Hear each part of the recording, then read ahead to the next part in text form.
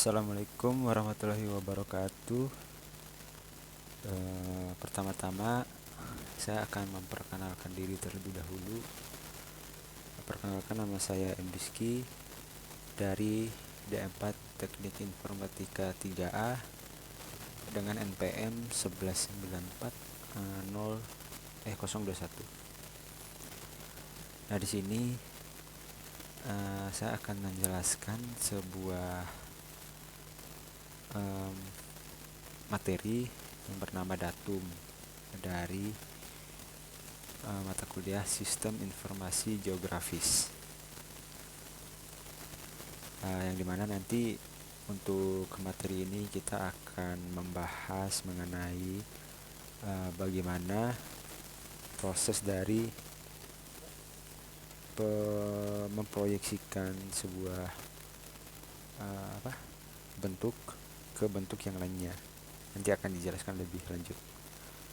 Langsung saja kita next. Nah, di sini adalah pengertian dari datum itu sendiri.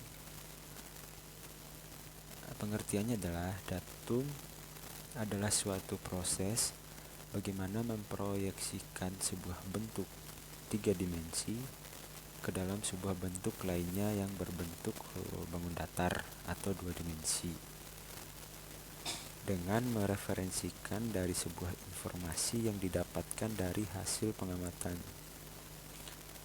Kita ambil contoh adalah di sini ada gambar atau globe, di mana globe itu adalah merepresentasikan gambaran dari bumi, bahwa bumi itu digambarkan dalam bentuk bulat. Nah, dalam bentuk bulat ini di dalam permukaannya itu terdapat bagian-bagian dari wilayah bumi itu sendiri. Nah, bisa dilihat itu mulai dari warna biru adalah permukaan air atau lautan. Kemudian permukaan yang berwarna hijau itu berupa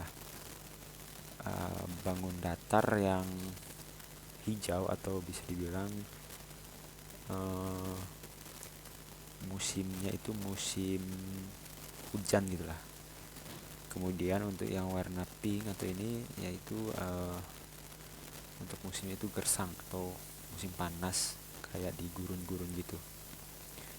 Nah, nanti dari globe ini akan direpresentasikan dalam bentuk atau diubah bentuknya yang dari 3 dimensi atau dari globe ini ke dalam bentuk 2 dimensi atau peta. Nah, dari situ kita akan bisa merubah globe ini ke dalam bentuk bangun datar gitu, 2 dimensi. Dan tentu saja kita harus mereferensikan dari sebuah informasi yang didapatkan dari hasil pengamatan, yaitu kita amati dulu globe, nanti kalau udah sesuai maka kita representasikan ke dalam peta dalam 2 dimensi. Baik, selanjutnya yaitu adalah macam-macam datum.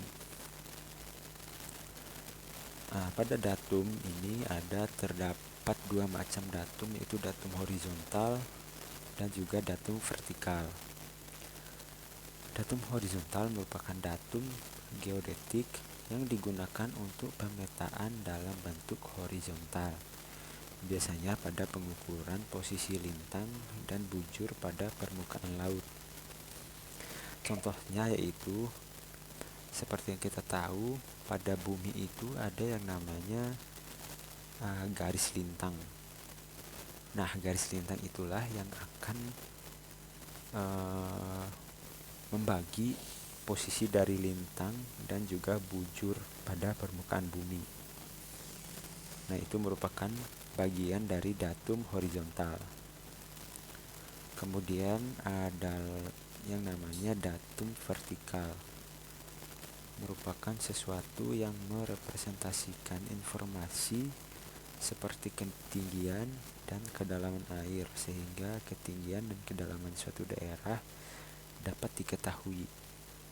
Contohnya tadi misalkan ada yang namanya pada peta itu warnanya yang berbeda-beda. Ada yang warna hijau untuk bangun datarnya, ada yang hijau muda, ada yang hijau tua. Nah, itu merepresentasikan ketinggian dari suatu bangun datar. Kemudian ada yang lautannya warna biru tua, biru muda. Nah, itu merepresentasikan dari kedalaman dari laut tersebut. Itu merupakan bagian dari datum vertikal. Nah, baik, selanjutnya yaitu contoh-contoh datum. Nah, di sini ada 3 contoh datum, yaitu NA83 atau kepanjangan dari North America Datum 1983. Jadi datum ini diciptakan pada tahun 1983, yang merupakan datum yang digunakan pada negara-negara yang terletak pada benua Amerika. Jadi datum ini digunakan hanya untuk pada negara-negara yang terletak pada benua Amerika. Kemudian ada yang namanya WGS 84 atau kepanjangan dari World Geodetic System, yang dibuat pada tahun 1984. Merupakan datum yang mereferensikan sesuai dengan seluruh bentuk permukaan bumi. Jadi untuk datum ini dia sudah merepresentasikan seluruh bentuk permukaan bumi. Jadi tidak dibagi-bagi di pada bagian negara mana. Nah, itu tidak. Sekarang WGS 84 itu dia mencakup seluruh bentuk permukaan bumi. Kemudian ada yang namanya DGN 95, yaitu kepanjangan dari Datum Geodetik Nasional 1995. Merupakan datum yang digunakan pada daerah sendiri dan tidak terlalu luas, karena memang dia datum tersebut digunakan pada spesifik daerah-daerah tertentu. Makanya dia tidak terlalu luas dalam penerapannya. Untuk penjelasan dari datum itu sendiri cukup sampai di situ. Nah, sekarang kita akan lanjut ke proses memvisualisasikan bagaimana datum itu jika divisualisasikan dalam bentuk peta dan juga gambar. Nah, di sini ada yang namanya the true size of, yang dimana fungsi dari website ini adalah akan memvisualisasikan